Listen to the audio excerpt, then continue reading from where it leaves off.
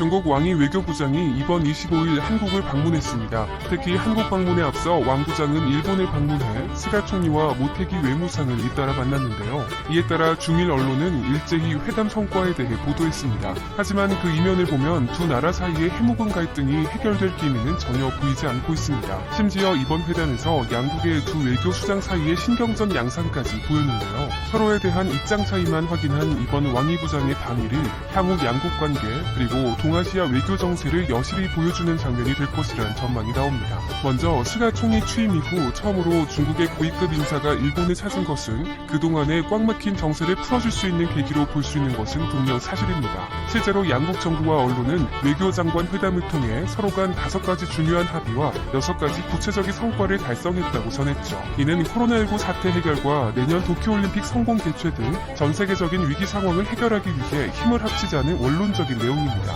특히 내년이 양국 관계가 정상화된 지 50주년이 되는 해인 만큼 기념 행사를 함께 준비하자는 데 대해 양국이 합의한 점도 눈에 띄는 대목인데요. 또한 두 외교장관 모두 회담 직후 성명을 통해 위기 대처를 위해 협력하는 것이 중요하다는 점을 강조했습니다. 구체적으로 모테기 외무상은 양국은 책임감 있는 대국으로서 코로나19 대책과 기후변화 대응, 무역투자 등 국제사회가 직면한 중요한 과제에 공헌할 필요가 있다고 밝혔고 왕이 부장도 새로운 시대에 맞는 양국 관계를 구축해야 한다며 원론적인 취지의 답변을 내놨습니다. 사실 양국 간의 회담은 현재 위기 타개를 위한 공감대 형성 외에 과거부터 이어져 온 오랜 갈등 요인을 해결할 수 있느냐가 관심의 대상이었는데요. 이에 대한 대표적인 중일 간 갈등 원인은 영토 분쟁입니다. 즉 일본이 센카쿠 열도라고 부르는 섬, 중국명 갸오이다오에 대한 영유권 싸움이죠. 이 분쟁은 19세기 말까지 거슬러 올라갑니다. 중국의 주장에 따르면 19세기 말까지 중국이 이 섬을 관할했었고 1895년 일본이 대만과 구속도서를 할양하면서 오키나와에 강제로 편입시켰다는 것입니다. 그리고 그 후 1945년 오키나와와 함께 미국에 이양되었고 1972년 오키나와와 함께 일본으로 반환되었다는 것이죠. 실제로 1951년 샌프란시스코 강화조약을 보면 센카쿠 열도는 일본 영토로서 미국이 관할하는 지역이었는데요. 따라서 이러한 중국의 주장대로라면 당시 미국은 센카쿠 열도의 영유권에 대한 판단을 스스로 내리지 않은 채 기존 관행과 체제를 그대로 인정했을 가능성이 높습니다. 결국 당시 문제가 완벽히 해결되지 않은 채 행정 처리가 이루어졌고 현재까지 센카쿠 열도는 일본과 중국 모두가 자국의 영토로 편입시키고 있는 지역이 되었습니다. 그만큼 영유권을 두고 양국 간 여러 차례의 충돌이 있기도 했는데요. 그러나 1978년까지만 해도 중국의 지도자 덩샤오핑은 갸오이다오 영유권 문제를 두고 일단 보류되더라도 다음 세대에서 해결 방안을 찾아낼 것이라고 발언한 바 있습니다. 그리고 최근까지 중국 정부는 덩샤오핑의 이러한 발언을 기조로 외교적 입장을 유지해왔죠. 하지만 시 주석이 들어서면서 영토 문제와 대일본 대응을 포함한 중국의 외교 안보 정책이 좀 더 공세적으로 변화하게 되었는데요. 특히 이런 외교 정책의 변화는 2010년대 초반부터 두드러지기 시작했습니다. 물론 이에 대한 첫 시발점은 일본이었죠. 바로 2012년 일본이 센카쿠 열도를 국유화하면서 두 나라 사이의 갈등이 무력 충돌 직전까지 가는 수준으로 치달았던 것입니다. 결국 이 같은 일본의 조치에 반발한 중국은 다음 해인 2013년 11월 새롭게 중국 방공식별구역을 선포하면서 이 구역에 갸오이다오를 포함시킵니다. 방공식별구역이란 자국의 영공을 지키기 위해 영공 외곽 지역에 임의로 선을 그어놓은 공중구역을 의미하죠. 다시 말해 각국이 사전에 식별되지 않은 외국 항공기가 자국 영공에 무단 침범하는 것을 막기 위해 설정하는 가상의 선이라고 할 수 있는데요. 그런데 중국의 조치로 일본뿐만 아니라 미국까지 반발하게 되면서 곧바로 미군이 중국 방공식별구역 안으로 항해 비행을 하는 사건까지 벌어지게 됩니다. 이렇게 영토 분쟁은 자국의 주권과 직결되는 일이기 때문에 중국과 일본 그리고 미국 사이에 언제든지 무력 충돌이 발생할 수 있는 상황은 현재까지 이어지고 있습니다. 그런데 이렇게 중국이 센카쿠 열도 문제에 대해 강력 대응 기조로 돌아선 것에 충격적인 계획이 숨겨져 있다는 것이 드러났습니다. 바로 일본 뒤에 있는 미국의 움직임을 노린 전략이라는 것이죠. 그리고 이러한 움직임에는 2008년 리먼 브라더스 사태로 인한 미국발 글로벌 경제 위기 이후 중국이 미국에 대항하는 G2 국가로 급부상하면서 더 이상의 소극적인 대외 전략을 구사하지 않겠다는 배경이 작용하는 것으로 보이는데요. 실제로 덩샤오핑 집권 당시에만 해도 중국은 이른바 도광양회와 화평굴기를 주장했습니다. 도광양회와 화평굴기 모두 같은 맥락으로서 자신을 드러내지 않고 때를 기다리며 실력을 기른다는 중국의 외교 전략을 의미합니다. 즉 중국 내부 발전에 도모하는 한편 외부 세력과의 갈등을 최대한 자제하는 기조를 이어온 것이죠. 하지만 금융위기 이후 미국에 필적할 수 있는 국제적 지위를 얻게 된 중국은 더 이상 이런 소극적인 외교 자세를 유지하지 않겠다는 모습을 보이고 있는데요. 결국 이러한 정책 기조 변화 이후 중국은 동중국해와 남중국해에서 주변국들과 끊임없는 마찰을 이어가고 있습니다. 특히 중국 영토를 기준으로 동쪽 그리고 남쪽 해양 세력 확장 움직임은 시진핑 주석 집권 이후 1대1로 전략으로 구체화되고 있죠. 한마디로 중국이 적극적으로 자국 우선주의를 통한 국익 극대화 전략을 펴기 시작했다는 것입니다. 그런데 언제나 외부의 경쟁자를 견제하기 위해서는 반드시 내부 결속이 필수적으로 요구되는데요. 실제로 일본과의 센카쿠 열도 문제를 두고 중국이 더욱 적극적인 행보를 보이는 이유에는 과거사 문제를 포함해 민족주의 분위기를 통해 중국 내 결속까지 염두에 두고 있을 가능성이 굉장히 높다는 분석이 나오고 있습니다.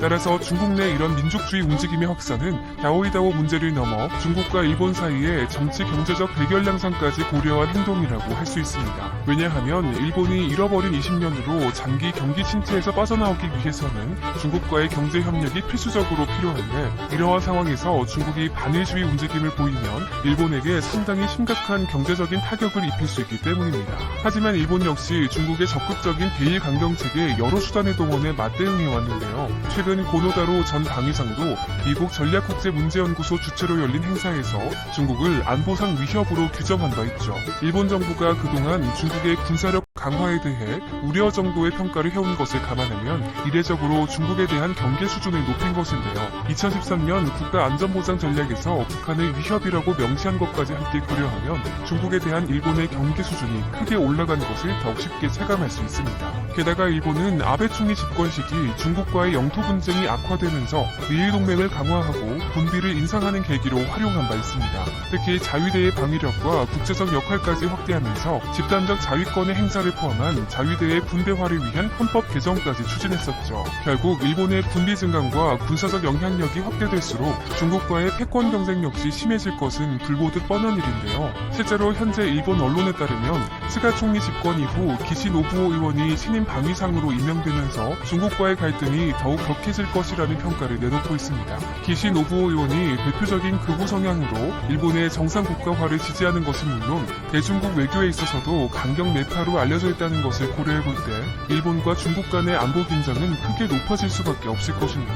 또한 일본은 군비 증강 외에도 외곽 압박을 통해 중국을 견제하려는 움직임도 보이고 있는데요. 일본과 마찬가지로 중국과 영토 분쟁을 빚고 있는 인도와의 군사 협력을 최근 수년 동안 강화하고 있는 것입니다. 2015년부터 매년 중국 영해 인근에서 인도와 미국과 함께 말라바르 연합 해상 훈련에 참여한 것이 대표적인 사례이죠. 특히 2017년 벵골만에서 실시된 연합 해상 훈련의 경우 미국과 인도는 항공모함을 파견했고 일본 역시 항공모함급으로 불리는 대형 호위함 이즈모를 참가시켜 무력 시위를 벌인 바 있습니다. 이렇게 접점을 찾지 못하고 있는 두 나라 사이의 갈등 양상은 이번 왕위부장의 방일 기간에도 여실히 드러났는데요. 영토 분쟁 문제를 두고 두 외교장관이 신경전 양상까지 보인 것입니다. 먼저 모테기 외무상이 센카쿠 주변 해역에 중국 공선의 침범이 잦다는 점을 강조하면서 중국 측에 발전적인 행동을 요구한다고 공격적인 발언을 하자 왕 부장은 사실을 소개하겠다며 일본 어선이 끊임없이 다오이다오 주변의 민감한 수역에 들어오고 있다고 반박했습니다.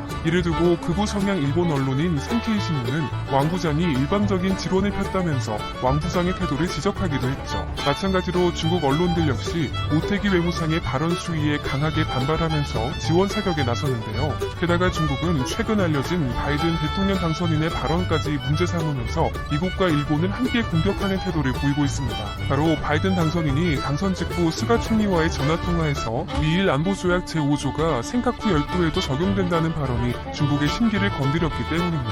이에 따라 많은 전문가들은 양국이 센카쿠 열도 등 분쟁 지역에서 우발적 충돌을 피하기 위해 방위 당국 간 직통전화 개설에 합의하긴 했지만 언제 터질지 모르는 시한폭탄에 임시 보호장치만 설치한 격이라는 평가를 내놓고 있는데요. 결국 최대 무역 상대국인 중국과의 안정적인 관계가 경제와 지역 평화에 반드시 필요한 일본이지만 동시에 중국의 정치 군사적 팽창을 견제하기 위해 미국과의 안보 동맹에 기댈 수밖에 없는 일본의 사정이 여실히 드러난 회담이었습니다. 이렇게 갈등 양상이 단적으로 드러나면서 중국을 향한 일본의 고심 역시 깊어질 수밖에 없죠. 실제로 최근 일본 언론에 따르면 우리에게 있어 대중관계의 핵심은 안보라고 평할 만큼 최근 일본 내 정책 기조는 안보에 방점이 찍혀 있습니다. 이를 반영하듯 최근 일본은 중국과의 경제 협력을 나서면서도 안보에선 일정 거리를 두고 있는데요. 당초 중국은 왕 부장의 방위를 10월로 타진했으나 미 대선에 앞서 선수를 치는 모습으로 비칠 수 있다는 일본의 판단으로 무산된 바 있습니다. 또한 10월에 도쿄에서 미국과 일본 그리고 호주와 인도 4개국 안보협력체인 쿼드 외무장관 회담이 예정돼 있었기 때문에 중국보다 우선적으로 4개국 간 안보협력을 강화하려는 의도가 있었던 것이죠. 결국 일본의 정치적 계산은 중국과 여전히 거리두기를 택한 것으로 보이는데요. 이에 따라 수년 동안 일본을 찾지 않고 있는 시진핑 주석의 방위도 당분간 어려울 것이라는 전망이 더욱 힘을 얻고 있습니다. 그렇다면 중국과 일본의 관계 속에서 한국은 어떤 모습을 취해야 할까요? 먼저 중국과 일본 사이에서 우리나라는 힘든 시기를 보낸 바 있습니다. 특히 1990년대 이후에는 경제 위기와 안보 위기가 공존하는 복잡한 국제 정세가 계속 이어져 왔죠. 게다가 여기에 최근 영토와 자원 분쟁 그리고 핵무장 등 군비 경쟁까지 쉽게 실마리를 찾을 수 없는 안보 상황이 상수로 존재하게 되면서 우리나라 역시 갈등의 한가운데에 서게 되었는데요. 상황이 이러하자 전문가들은 중국과 일본의 갈등이 극에 달할 경우 안보와 경제 두 가지 측면에서 동시에 위기 상황이 발생할 수 있다는 점을 우려하고 있습니다. 구체적으로 최근 우리나라를 포함한 동아시아 국가들 사이에서 영토와 자원 분쟁이 군사적 충돌과 같은 안보 위기를 고조시키고 경제 위기가 또다시 영토와 자원 분쟁을 촉발시키는 악순환의 고리가 반복되고 있기 때문입니다. 따라서 현재 우리가 취할 수 있는 가장 이상적인 스탠스는 한국과 중국, 일본에 미국이 더해진 동아시아 상황에서 세력 균형 구조를 맞추는 중재자라고 할 수 있습니다. 미국과 중국이 충돌할 경우 동아시아에서 신냉전 구도가 고착화되고 우리가 할 수 있는 가교 역할 역시 축소될 수밖에 없죠. 왜냐하면 트럼프 대통령 집권 직후와 같이 미국과 중국 한쪽을 택할 수밖에 없는 상황에 놓일 가능성이 높기 때문인데요. 그럴수록 우리에게는 한미동맹과 한중협력이 적절히 조화를 이루는 균형 외교가 어느 때보다 필요한 시기입니다. 강대강 구도 끝에 일본과 중국 한쪽이라도 타격을 입을 경우 우리나라 역시 피해를 받을 수밖에 없습니다. 또한 일본과 중국의 경제 군사적 위기는 곧 우리에게도 위협으로 다가올 가능성이 매우 농후하죠. 이에 따라 우리 정부가 외교적 역량을 더욱 집중시켜 동아시아에서의 평화와 한국의 이익을 최대치로 끌어올릴 수 있는 현명한 선택을 내릴지에 관심이 집중되고